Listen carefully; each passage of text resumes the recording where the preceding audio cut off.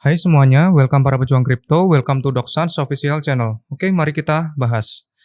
Yang pertama, cara untung 100 juta pertama dari kripto. Ya, langsung saja, berbagai informasi yang disampaikan di sini merupakan analisa pribadi, bukan acuan membeli ataupun menjual. Ini adalah 6 hal ya yang wajib kalian pelajari kalau mau cuan di kripto. Yang pertama, yang paling penting ya, yaitu mempelajari makroekonomi. Ya, fungsinya untuk mengetahui arah market, ini lagi fase defensif ya. Kalau defensif itu pilihan investasinya emas atau obligasi, atau arah market lagi dalam fase ekspansi ya. Kalau fase ekspansi itu dia di kripto atau saham yang naik. Jadi kita harus mengikuti money flow itu mengarahnya kemana. Ya, yang pertama adalah harus mengetahui ekonomi makro Amerika. Amerika adalah negara nomor 1 ya, penggerak ekonomi di seluruh dunia ya. Jadi kita harus mempelajari perputaran uang itu lagi di mana, negara ini lagi dalam fase cetak uang atau QE, atau lagi ngambil uang ya dari peredaran atau QT. Dari tahun 2008 ke 2022 terjadi cetak uang yang besar-besaran ya, makanya harga aset beresiko itu naik tinggi ya. Yang pertama dari tahun 2008 di sini ya, dari grafik yang bagian kiri, itu dilakukan stimulus kenapa? Karena ada terjadi krisis ya, Lehman Brothers waktu itu ya, banknya kolaps gitu ya, akhirnya dilakukan bailout ya, dilakukan bailout terus terjadi pencetakan uang besar-besaran di sini. Cetak uang naik terus sampai di tahun 2019. 2019 kena Covid ya, orang-orang di rumah ya. Itu pemerintah di seluruh dunia ya, di seluruh dunia, di seluruh negara itu melakukan cetak uang ya. Di negara kita juga, tapi di Amerika ini cetak uangnya gila, besar banget ya. Makanya di tahun 2021 itu juga kripto, saham ya naik sangat tinggi ya dari situ ya. Oke, jadi era easy money itu terjadi dari tahun 2008 sampai 2022.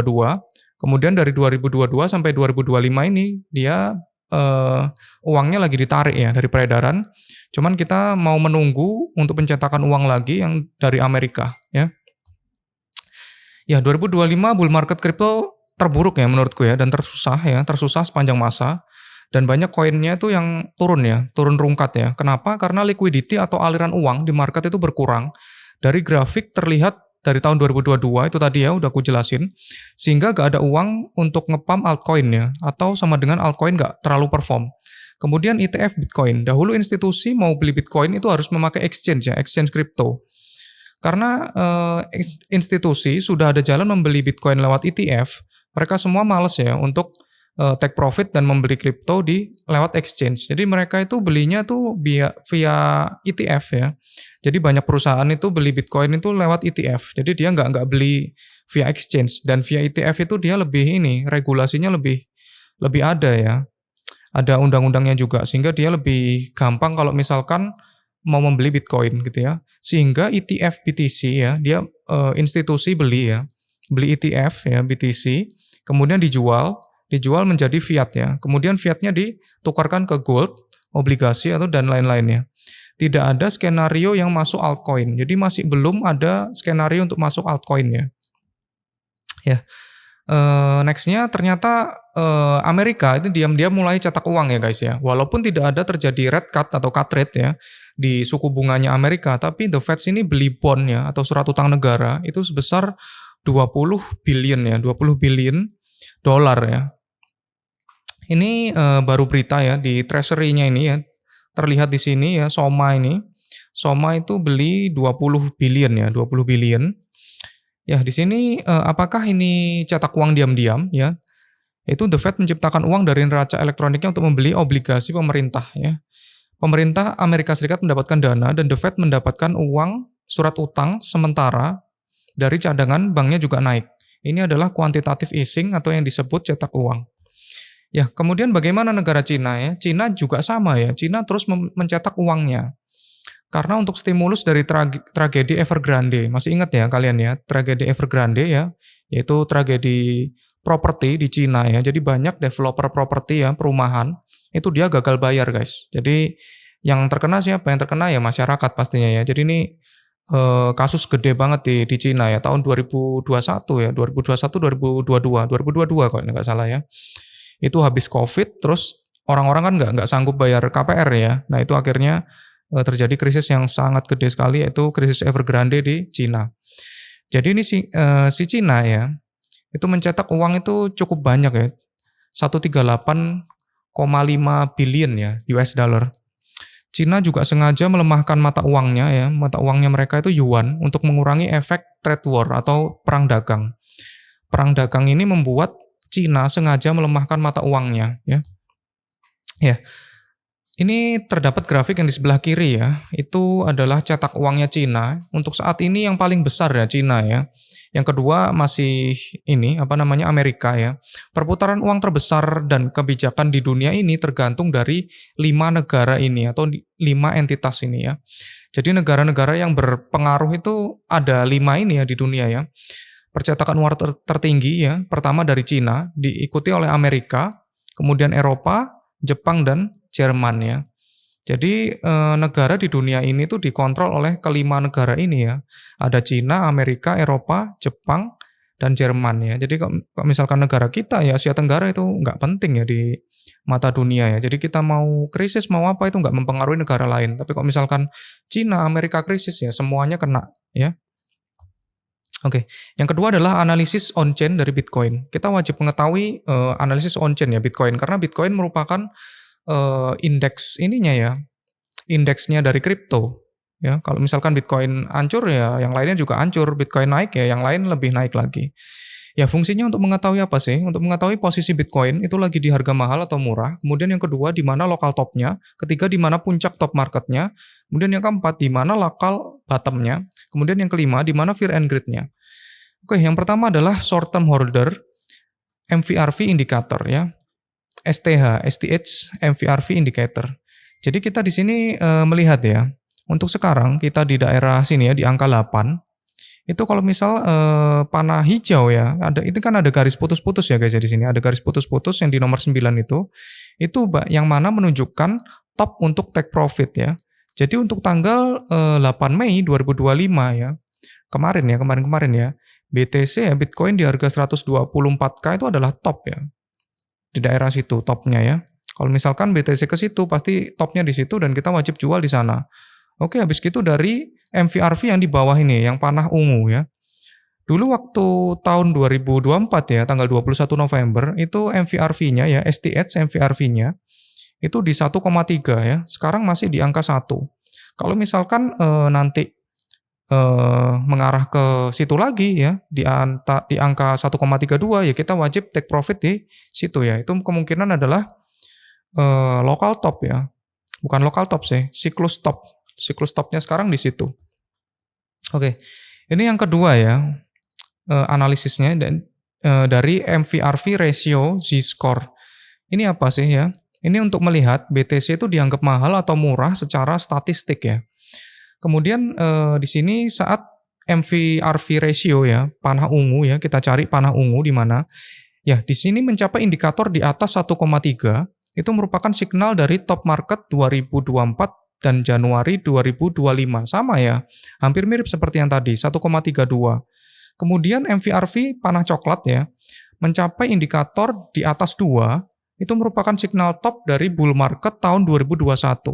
Di sini MVRV-nya, skornya itu 2,2 guys ya.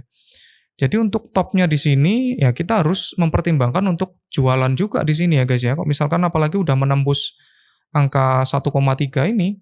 Oke, kemudian saat MVRV min 1 panah hijau. Mana panah hijau ini ya? Itu Bitcoin harganya sangat murah dan itu biasanya adalah saat bear market. Jadi kalau misalkan dia menembus garis 0, itu berarti dia harganya murah banget ya secara statistik. Oke, jadi kita seroknya tuh di sini pada saat bear market. Ya, ini yang ketiga ya, yaitu analisis on-chain, the Bitcoin Euphoria Zone. Ya, jadi kita untuk mengetahui pada fase Euphoria Zone itu di mana sih titiknya, oke? Metrik MVRV ratio, market value to realized value ya untuk menunjukkan kondisi overheated atau euforia dalam siklus harga Bitcoin. Ya, tahun 2021 MVRV-nya plus 2 itu merupakan top ya dengan harga Bitcoin di 69.000 ya, di 69.000. Kemudian saat MVRV panah ungu ya, MVRV plus 2 SD ya. SD itu standar deviasi. Di sini sangat ya susah menembus ini ya. itu mencapai nilai 7,5 sampai 8 ya. Maka harga top overheated ya dari BTC tahun 2025 itu bisa di angka 170 sampai 190K. Saat skornya 5,6 maka harga BTC-nya di 150K gitu ya. Ya, di sini simulasi harga Bitcoin berdasarkan FVRV ratio 2025. Ya, di sini simulasinya jika MVRV itu harga 6 ya angkanya, maka estimasi harga Bitcoin sekitar 153K ya. Jika MVRV naik ke 7 ya, angkanya Bitcoin untuk topnya pada siklus ini itu 178,5K. Jika MVRV-nya 8, potensi harga Bitcoin sampai 200.000.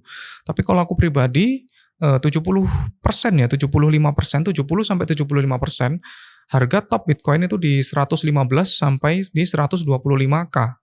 Kemudian ada persentase 25% itu di atas 125.000. Ya sebenarnya masih banyak ya analisa on-chain yang penting, tapi terlalu panjang kalau dijelaskan di sini. Ya gimana kalau aku adain webinar aja ya kalau gitu ya. Oke. Ya, yang ketiga adalah manajemen portofolio yang tepat. Ini sangat penting juga ya. Pertama, itu saat ini lebih worth it 50-60% di Bitcoin, 10-20% altcoin atau saham US ya. Kemudian yang terakhir ya 20-30% meme coin. Jangan sampai ada yang 100% ya, portonya itu altcoin atau meme coin ya kalian ya. Pasti nanti rungkat ya kalian ya. Kalau misalkan portofolio juga hancur seperti itu ya.